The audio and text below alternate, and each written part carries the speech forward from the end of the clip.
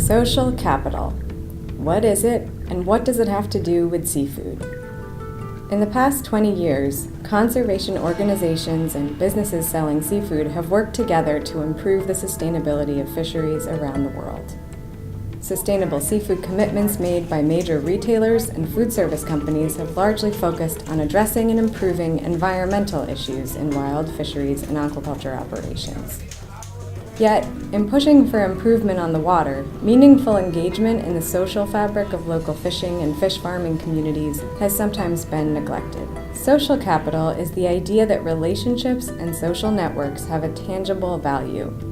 It refers to the quality of relationships and the connections within and across social groups, all of which enable communities to work together for mutual benefit. Sufficient social capital is essential for conservation and natural resource management at the community level. If a local community's norms, social networks, and needs are fragile or misunderstood, it is impossible to achieve lasting environmental sustainability goals. It is critical to engage and empower fishing communities from the start in order to pave the way for long-term sustainability. Socially resilient communities lead to resilient natural resources. In other words, we've got to invest in the people before they can invest in the fish. We bring you the stories of communities that are building strong foundations of social capital in order to ultimately improve fisheries and aquaculture.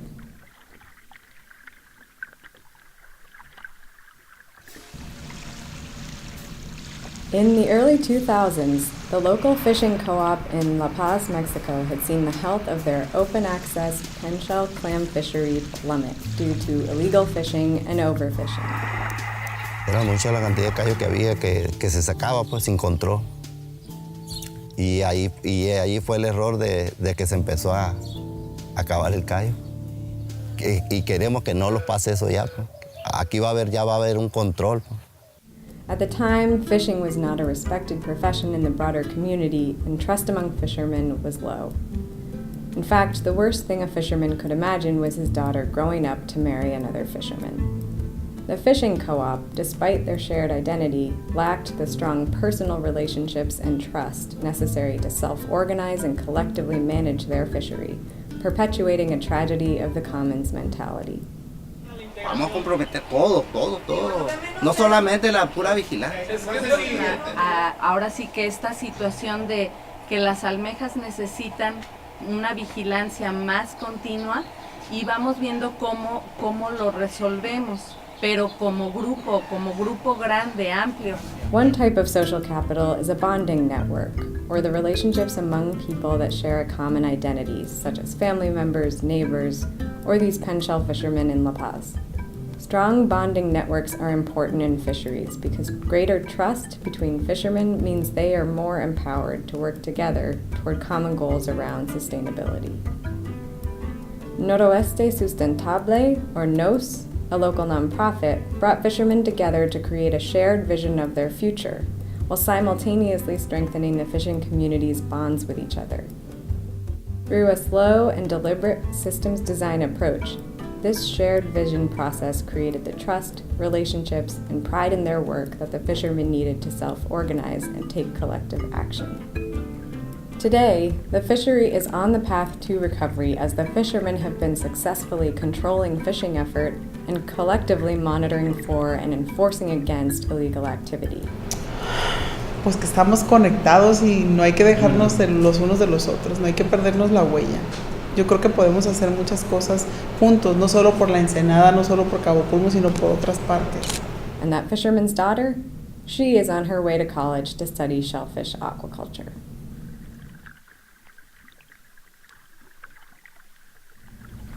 Another type of social capital is the bridging network, or relationships that extend across social groups.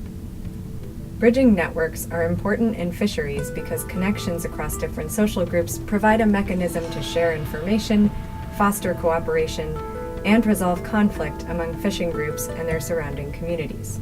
In Vietnam, an initial conversation around making improvements in shrimp farming spread to 3 other countries through new and existing bridging networks.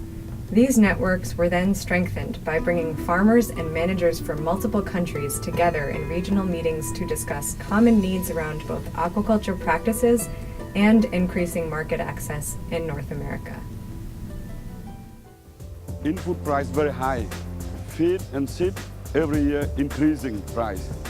While production price never increase, only go down. At this present, they are always under pressure and nobody hears their voice. So with participation of farmer to address their challenges, this is very good because if we work with them, we heard from them, then we can find solution for them. The Southeast Asian Shrimp Aquaculture Improvement Project, or CSAPE, began as an effort to provide smallholder shrimp farmers in Southeast Asia with a framework for improvement of their production practices using market access in the U.S. as the incentive. The CSAPE standards were developed with the Asian Seafood Improvement Collaborative, using existing country-level good aquaculture practice standards combined with pieces of the Seafood Watch Aquaculture Standard.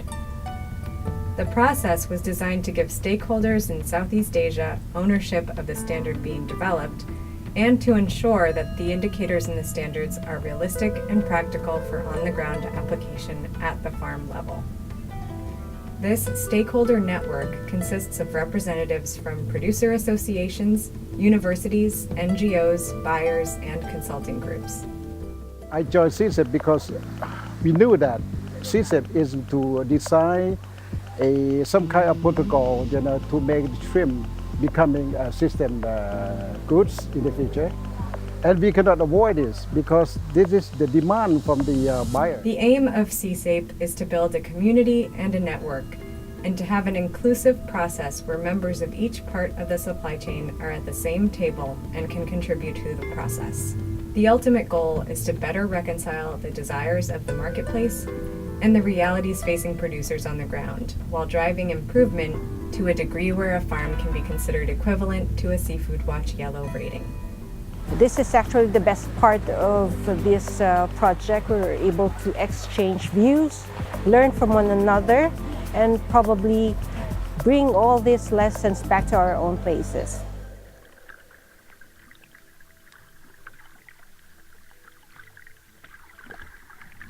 Linking networks are a type of social capital that describes vertical relationships between people and groups with varying access to political or financial capital and power.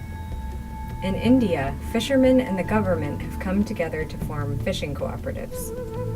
This has allowed fishermen to sell their product directly for better prices, to manage inventory, and it reduces the need for fishermen to rely on middlemen for loans.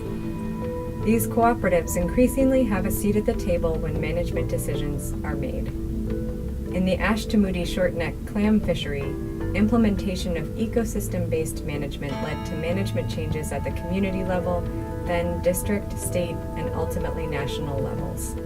30 years ago, when shortneck clam fishermen noticed harvests were plummeting, they reached out to the district administration and the National Research Institute to seek technical support to understand the problem.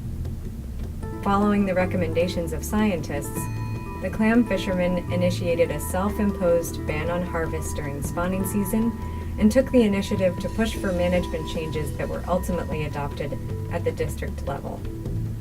The fishery has now improved so much that in 2014 it became the first fishery in India to achieve Marine Stewardship Council certification. Additionally, a structured governing council has been formed that now includes input from fishermen on binding decisions and management.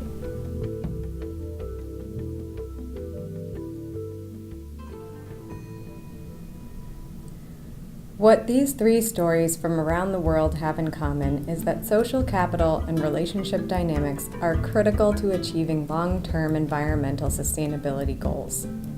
In fisheries management, we don't just manage fish, we manage people.